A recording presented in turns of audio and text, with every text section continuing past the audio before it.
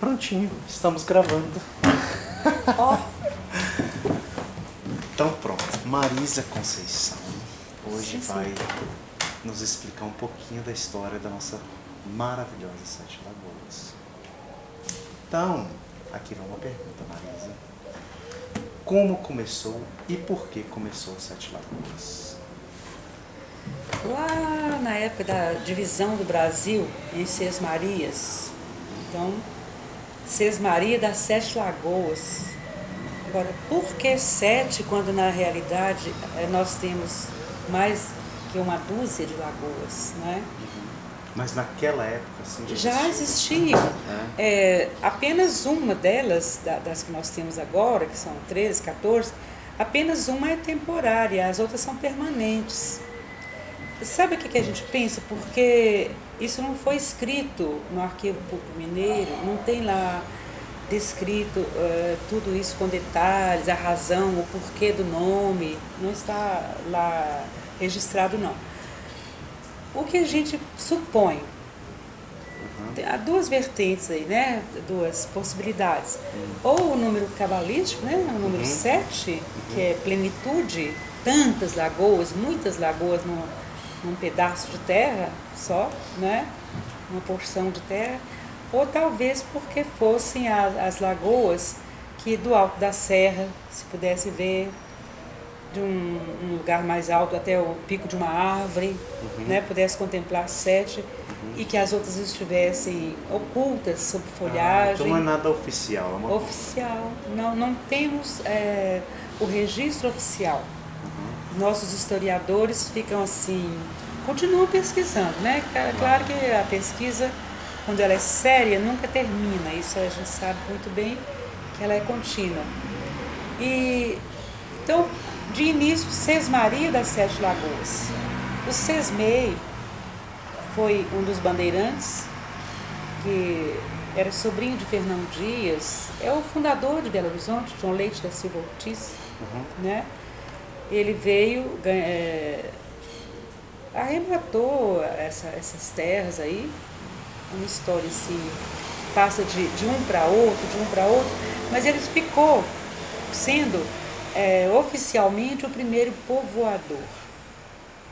Então, lá no século XVII, início do século XVII, mais ou menos entre 1715 século XVIII, desculpa, entre 1715 e 1750, mais ou menos, por aí, ele já havia mandado edificar essa casa, a primeira casa de telhas, coberta de telhas na cidade.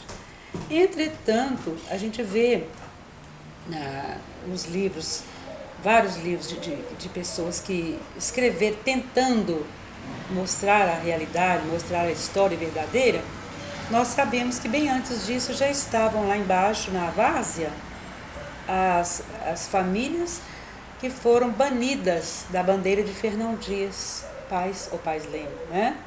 Eles, aquela dissidência que você sabe, todo mundo sabe, o Fernão Dias procurando as esmeraldas foi embrenhando na mata, e febre sucedendo, né? Uma febre, outra febre, a idade avançada para aquela época de 60, mais de 60 anos, 66 anos talvez, já atrapalhando, preocupando principalmente o José Dias, o filho natural dele.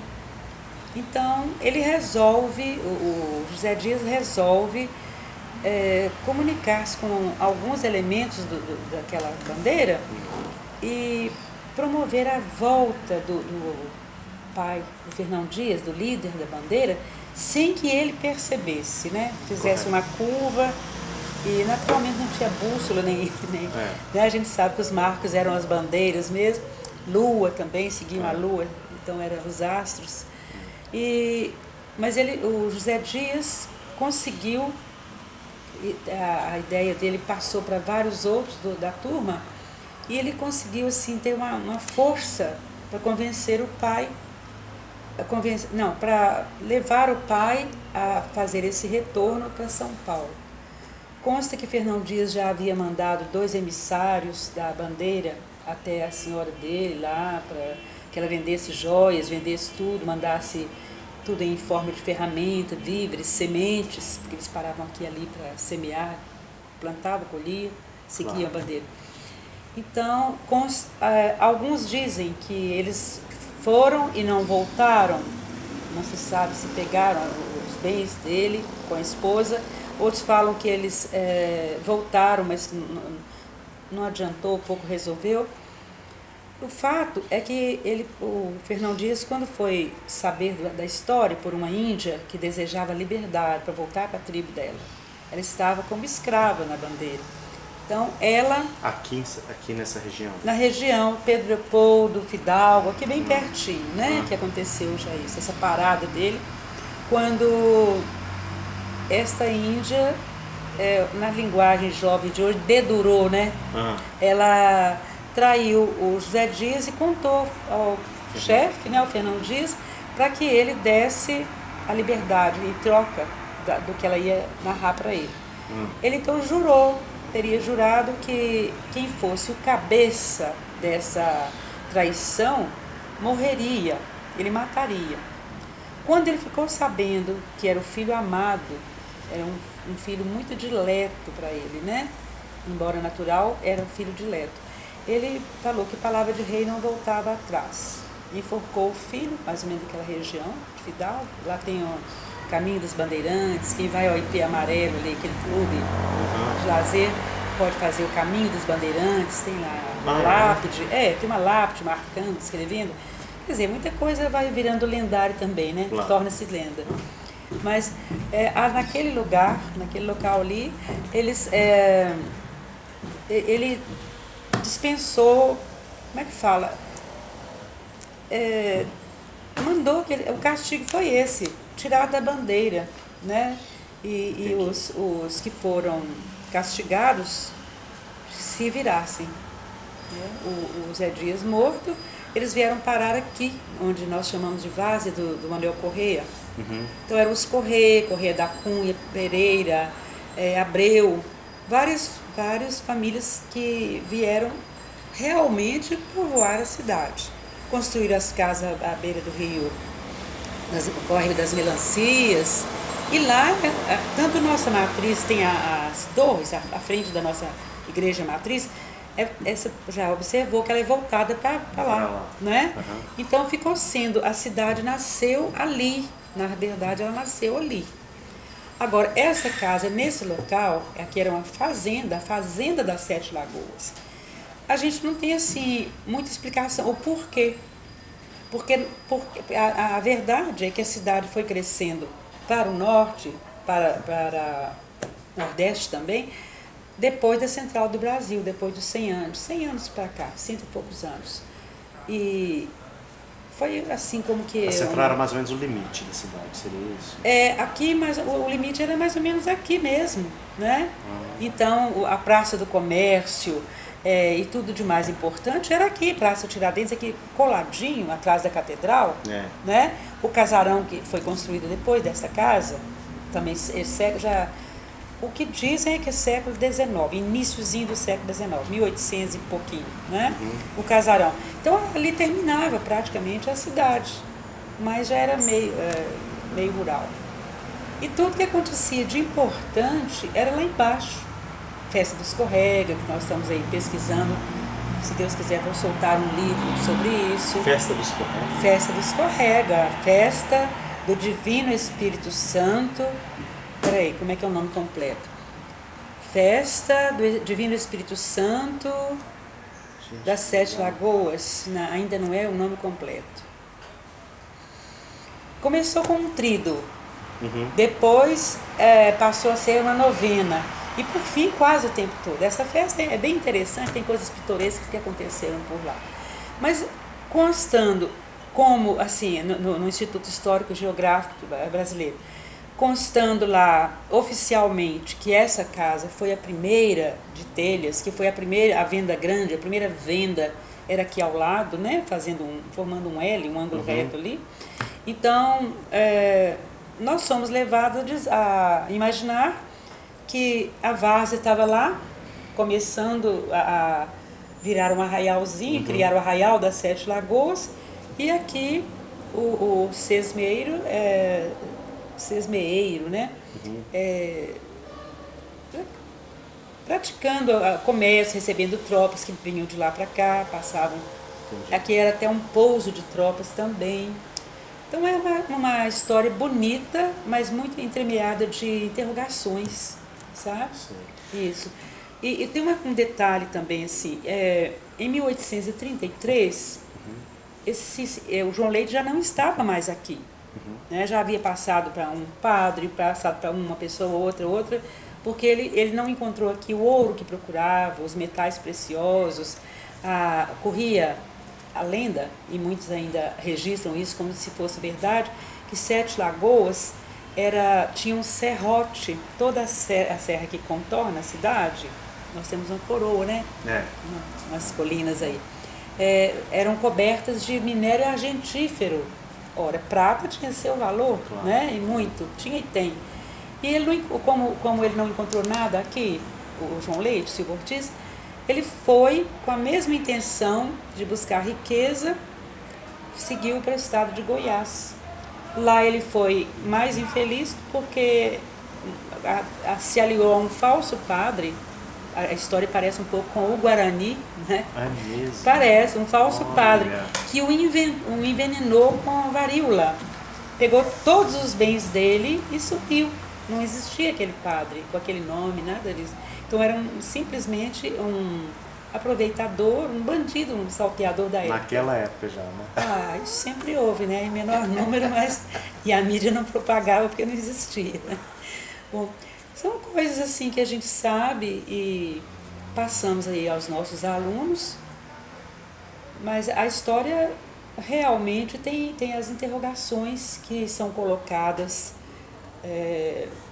assim, não podemos ter uma resposta, uma vez que o escrivão, né, da época, que devia anotar, tu deixou somente o título lá, Sesmaria das Sete Lagoas, não escreveu nada, a página é em branco. Então é muito melhor você ter uma página em branco e construir por cima do que achar pronta, né? Na minha claro, imaginação, isso a gente vê que os bravos que foram traídos não, os bravos que foram expulsos da bandeira de Fernão Dias e ficaram por aqui, tidos como traidores, isso, são pessoas, as famílias são queridas, gente fina, gente boa, né? O Abreu Paiva, por exemplo, nós agora tínhamos um prefeito que era dessa família, o professor famoso, advogado de grande nome em Minas Gerais, doutor Círio Abreu Paiva, uma família só de gente de classe liberal, o primeiro hospital construído por um da família, né? Então a gente vê que são pessoas, todas elas, dinâmicas, tinham conteúdo, mas que não concordavam com a bandeira. Não concordavam com as febres sucessivas de um chefe visionário, né?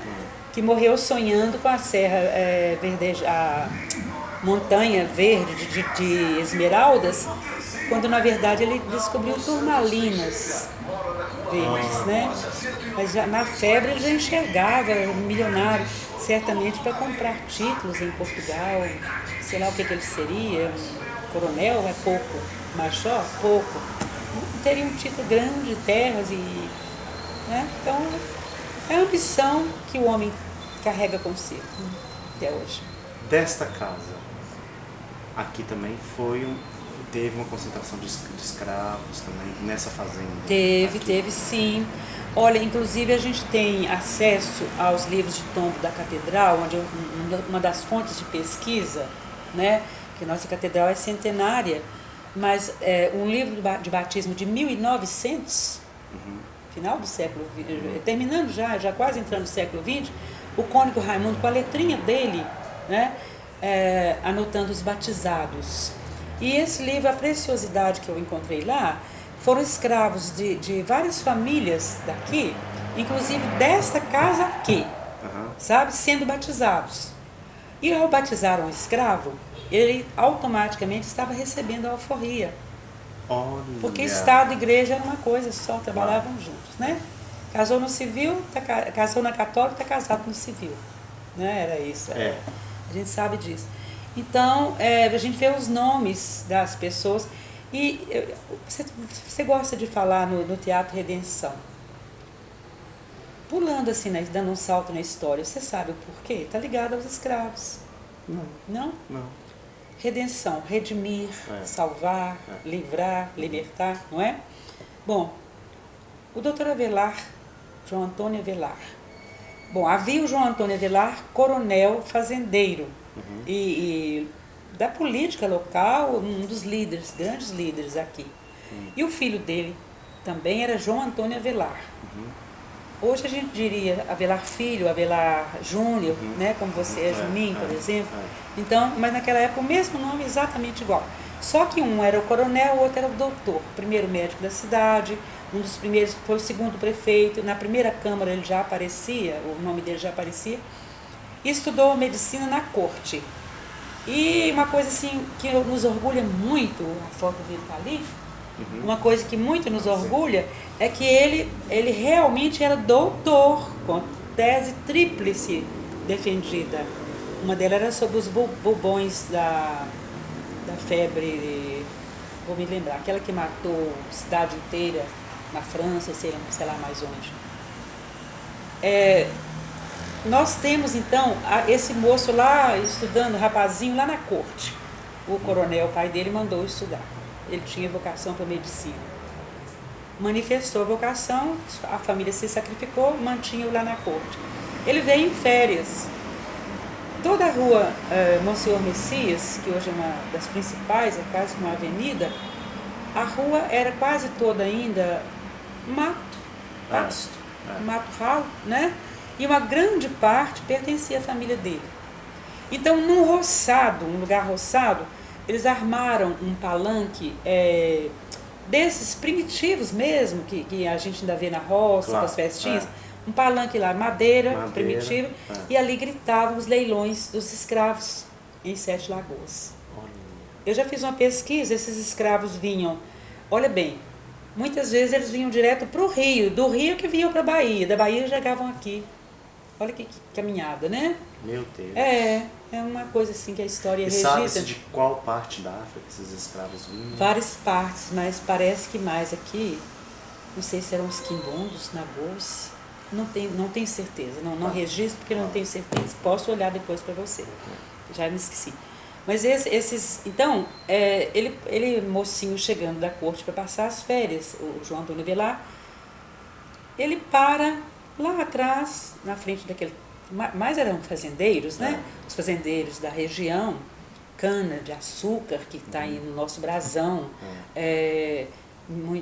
havia muito algodão também, era região algodoeira, são os dois símbolos que tem no nosso brasão de armas.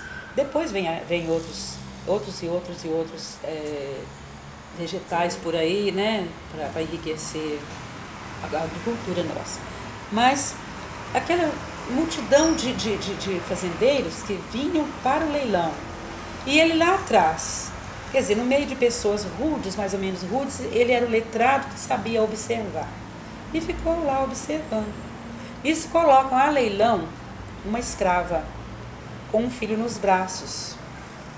O filho seria leiloado para uma fazenda, ela para outra, para que a mãe não ficasse junto paparicando, né? O leite dela sobraria para filho do senhor, ele seria criado com mais, como fala, a disciplina própria que deveria ter o escravo, sem uma mãe para estar protegendo, né?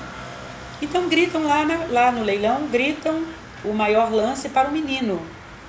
Ele lá atrás diz um basta, vocês estão errados. E filho de um coronel que praticamente era muito respeitado, dizem que de uma fibra, de uma assim, moral muito elevada, como a família até hoje é. Né? O doutor Afrânio, que morreu há 2 anos, vem a ser bisneto desse coronel, neto do doutor Avelar. E todo mundo sabe, falou em Afrânio Avelar em Sete Lagoas, é um nome limpo, né? Prefeito 2 vezes, político que gerou 1000 coisas aí, mas que morreu tranquilamente pobre. Pessoa exemplar. Bom, o doutor Avelar está lá atrás e grita: esta criança não pode ser leiloada, não pode ser escrava, ela já nasceu livre. A lei do ventre livre foi promulgada a tal data, assim, sabia tudo de cor. Vocês estão fazendo ouvido de mercadores, vocês sabem que estão passando mel na boca dos outros. Fazendo vista grossa. Vista grossa, querem o dinheiro, né? Devolvam para a mãe. Eles devolveram. Aí foram gritar o leilão da senhora. E ela, imediatamente, com o filho nos braços, imediatamente foram começando os lances aqui, ali, aquela pressa e tudo. Quando ele grita lá atrás, um lance muito maior, sem um centavo no bolso. Ele gritou o lance maior. Mas ele era o filho do coronel João Antônio Avelar, filho do coronel Avelar, era respeitado. Ele foi buscar na mesma rua, né, que é hoje, quer dizer, no mesmo caminho, ele foi procurar o pai, teria dito, isso está narrado na história de Sete Lagoas, na revista Caiaca, que é dedicada toda a Sete Lagoas, uma revista que nós tivemos em Minas, essa é de 54. Em todos os lugares se fala da história do Teatro Redenção, vem a mesma narrativa do doutor José Alcides, João Alcides José Alcides, filho do doutor Avelar. Ele conta com minúcias. Então ele grita lá o maior lance e corre a casa, pede, esperem por uns minutos, foi atrás do pai e disse, né? Acabei de cometer uma burrada, né? Fiz uma coisa errada. Isso. E o pai fala, fez mesmo, mas o pior é que eu tenho que concordar, porque eles não tinham escravos em casa, eles tinham pessoas que trabalhavam em troca de uma boa cama, de uma boa comida, de uma alimentação. Mas não eram escravizados. Não eram escravizados. Era uma permuta. Não havia tortura, não havia senzala propriamente. A fazenda da Lapa, que ainda é da família, existe aqui na saída para Parauapebas, e dá para ver que nem senzala tinha, ela está toda... É aquela no pé da serra, lá mais na frente, Eu conheci, eu já fui nessa fazenda, lindíssima. É dessa família que vem o Renato Azeredo, o Eduardo Azeredo, o Renato Mário Avelar Azeredo, ou Renato Azeredo, Eduardo, não sei se ele ainda tem o Avelar, mas é dessa família, né? Família, eu já fui nessa fazenda há anos atrás, há uns 20 aquela anos atrás. Aquela lindeza que estará sempre restaurada, sempre bem velada. Eu lembro que o Papa João Paulo II ia fazer alguma coisa e a mãe dessa senhora que estava lá, o sonho dela era de pular de paraquedas. E era no dia que o Papa ia fazer uma coisa, ela prometeu pular de paraquedas. Eu não sei se pulou. Olha que deve ter pulado. Não sei se estão falando da mesma fazenda. Mas o fato é que o pai dá o dinheiro que tem em casa, no cofre, e completa com nota promissória. Assume a dívida da escrava. E era a época do fio de barba, né? Juramento, valeu. Né? Então, a escrava é vendida. Só que quando ele vem com o dinheiro, ele já vem com a carta de alforria para ela. Prontinha.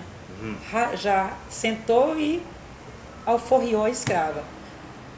Bom, passa o tempo. Ali foi a redenção da escrava. Passa o tempo. Ele já agora é prefeito da cidade, já é autoridade, já é um médico luminar, né? Que cria, faz partos. Pessoa do povo, literalmente. Sim. Uma pessoa maravilhosa. Isso tudo está relatado no livro que nós editamos Ele morreu em 1914, pra você ter uma ideia, né? 1914, ano que vem é centenário da morte do Dr. Avelar. Você vê a idade que tem o Teatro Redenção. Então, àquela altura ele já foi ser prefeito e autoridade, e manda-chuva, né? Respeitabilíssimo. Tudo bem. É o que acontece. As pessoas se juntam, os líderes da cidade, da política, o professorado, né? Porque já havia escola. Então se reúnem para criar um teatro. Sem televisão, sem rádio, sem coisa nenhuma, tinha que criar mesmo, né? A arte era importante mais para eles do que para nós. Nós hoje valorizamos pouco o teatro, devia ser muito mais valorizado. Então criam o teatro, tudo bem, vai ser construído o prédio, a prefeitura vai assumir e tudo está prontinho, vamos inaugurar a orquestra daqui, a orquestra de fora, vem não sei quem, um astro lá do teatro mineiro, do teatro de tal lugar. Mas e o nome? Então os colegas, em comum acordo, parece que houve assim, uma combinação, deve ter havido mesmo, né? Claro. Alguém já devia estar com isso na cabeça. estudo prévio, né? Então eles dizem, pois não foi aqui a redenção da escrava? Teatro Redenção. Então ficou se chamando Teatro da Redenção. Teatro com TH, Redempção com P, né? Antes do C. Teatro da Redenção. Eu acho isso tão lindo. E a escrava, para onde que foi? Para a casa deles, porque ela disse lá em cima, mas e agora? Para onde que eu vou? Não tenho ninguém. O que eu faço com meu filho? E eles disseram, a carta de alforria está aqui, você é livre. Pode ir para onde quiser, mas nós a queremos em casa, só que não como escrava. E ela fica até a morte. A criança vai ser educada nos padrões da época, né? Educada com escola, com tudo que podia. É isso aí. Sete Lagoas é abençoada, né? E essa família que até hoje você não escuta alguém. Você é Avelar também, não é? Seu nome? Não, Aguiar. Aguiar, é mesmo. Eu me esqueci. Você foi meu aluno, é Aguiar. Aguiar, muita gente. Pois é. Eu sei que você não ouve falar qualquer coisinha assim, ó, sobre essa família, porque eles só sabem trabalhar em benefício dos outros. Aquela correspondência que estava nas minhas mãos agora mesmo, que chegou, é da vice-presidente da Comissão do Patrimônio Histórico e Artístico, que é trineta do coronel, bisneta do doutor Avelar e filha do doutor Afrânio, Maria Eunice Marques Avelar Marques. Interessante. Muita coisa muito chique, né? A gente vai dar uma continuidade nesse assunto, que é delicioso. Eu acho que fiz uma bagunça, né? Não, mas é que esse mesmo, o propósito é esse mesmo. É porque agora... Na minha idade, sem querer, eu vou assim, fazendo digressão, sabe? Eu vou rodeando, porque a cabeça está cheia de coisa bonita. Mas porque quando eu vejo história contada, tão gostoso. Eu acho bem interessante, porque tem casos pitorescos, como o que aconteceu, né? Que é muito interessante. Esse é lindo, né? Eu acho muito lindo. E você imagina a cara, eu fico pensando a cara dos fazendeiros, frustrados, mas muito mais dos leiloeiros. Você imagina assim? Prejuízo grande, né? Puxa vida, perderam a venda de uma criança, né? Puxa vida, ainda vão receber a prestação. Foram contestados ali. A prestação. E a partir daí começaram em Sete Lagoas os batismos dos escravos, ou seja, registro, carta de alforria, né? Isso é, na minha cabeça, uma coisa que me marcou muito quando eu soube disso. Aos 14 anos incompletos, eu ganhei a caiaca, meu pai me deu, e eu li, fiquei maravilhada, né? Depois a gente ficou muito... a família do meu pai, os primeiros professores da cidade, tinham entre eles o meu trisavô e um bisavô, tanto de tias e bisavós, né? Então eram muito amigos da família Avelar. E por aí eu fui entrosando, eu fui procurando e penetrei, sabe? Então, tia Lúcia, tia Fulano, e eles me tratam com um carinho imenso. Inclusive eu pude fazer a revisão ortográfica, concordância e tudo, né? Revisão gramatical do livro que nós editamos pelo Clube de Letras e pela imprensa oficial, o livro Doutor Avelar, chama-se Reminiscências de um Médico. Ele lançou em 1912, 2 anos antes do falecimento dele, ele lançou o primeiro livro de Sete Lagoas, que eu tenho no original. Olha, chique, muito chique, né? A gente vai querer ver isso, né? Claro, eu trouxe aqui para as meninas verem já.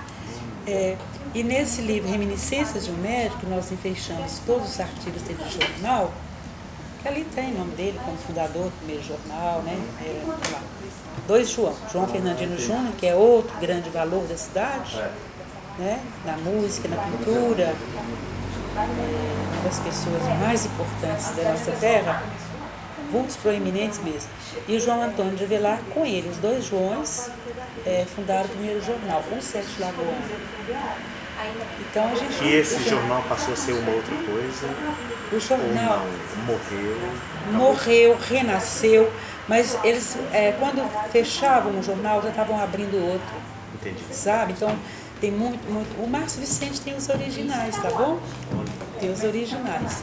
E a gente pode manusear, porque ele mandou encadernar com aquelas folhas de papel próprias, né? Não é impermeável, é um outro nome que eu não me lembro.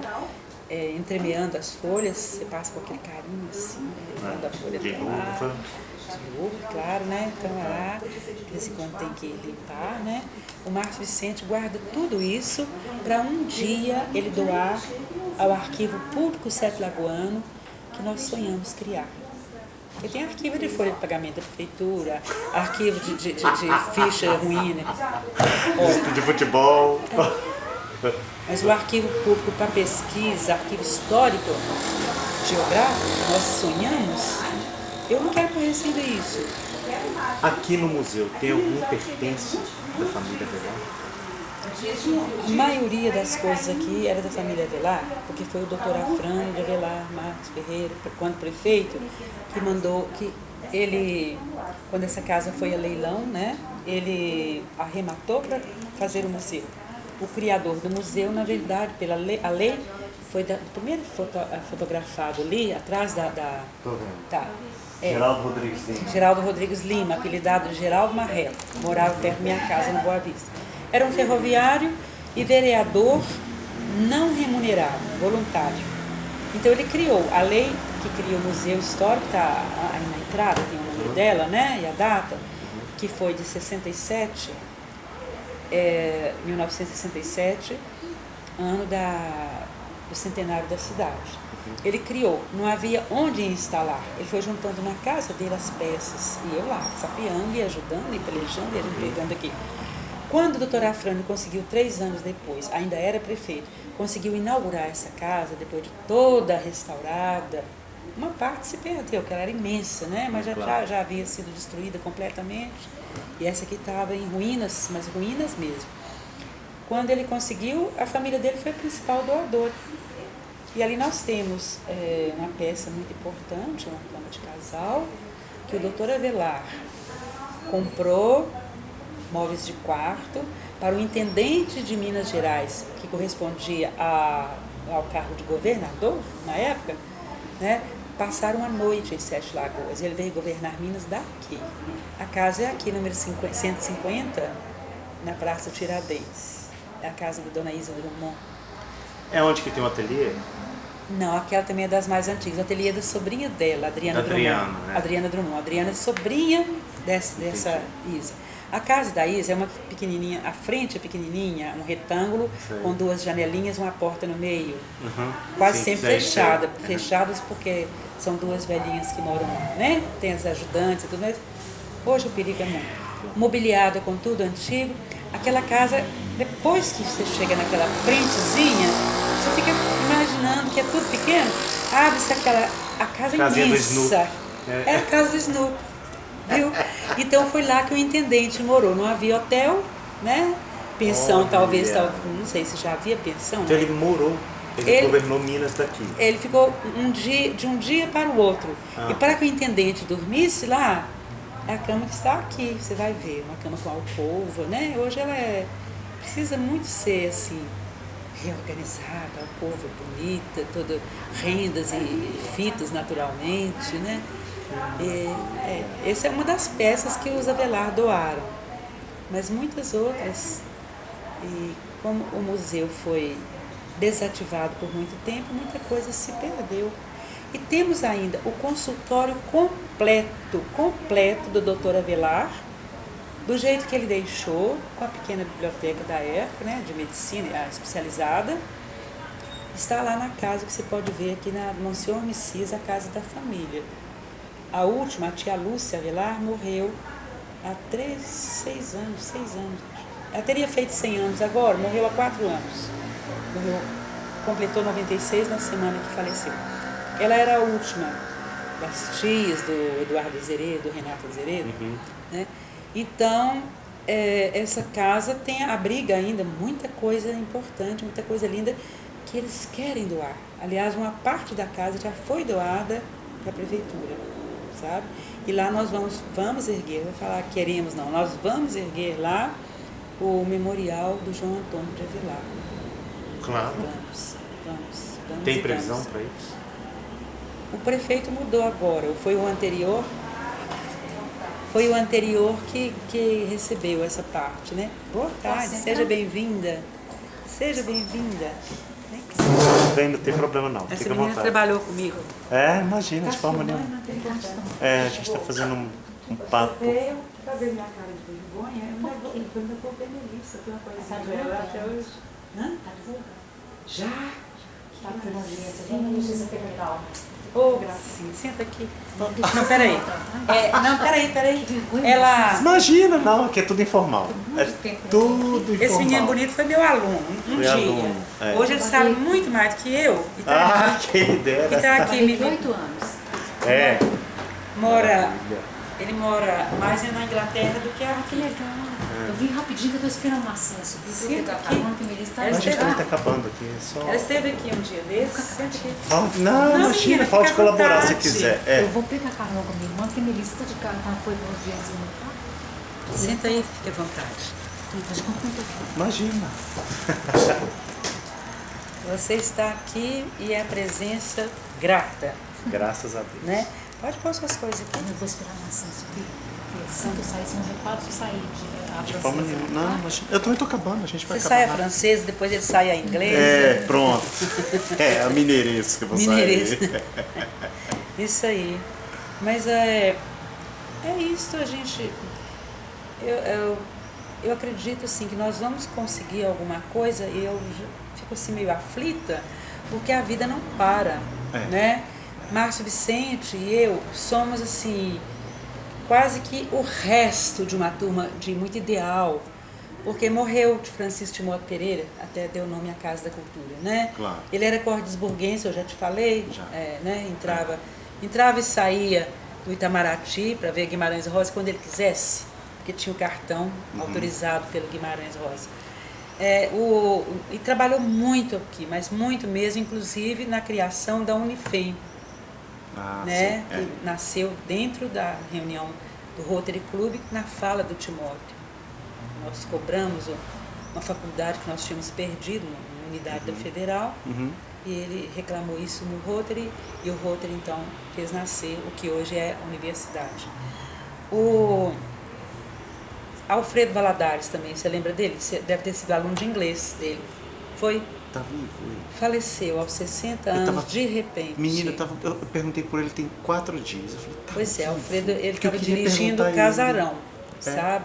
Ele trabalhava conosco, foi vereador muito ativo, né? Trabalhava também, assim, esse jeitão nosso de quem não está muito... Eu fui aluno dele. Pois é, eu sabia, porque ele era meu colega no estadual? magistério. Foi no Estadual, deve ter dado inglês para você. Foi. Eu fui sua professora de português Foi. e ele estava português também, mas se eu fui sua de português, ele deve ter sido de inglês. Isso. Né? Alfredo era uma sumidade, né? Criou como vereador o Museu da Imagem e do Som.